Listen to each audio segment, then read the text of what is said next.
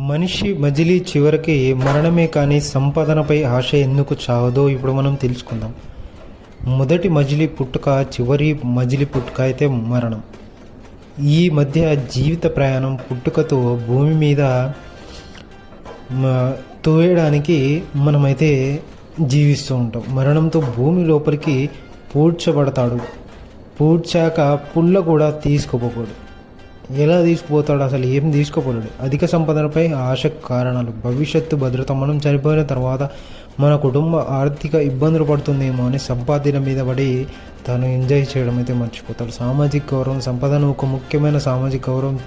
చిహ్నం ఎక్కువ సంపాదించడం ద్వారా గట్టిగా పేరు వస్తుంది అనుకుంటాడు. ఫ్యామిలీకి అయితే దూరం అయిపోతాడు.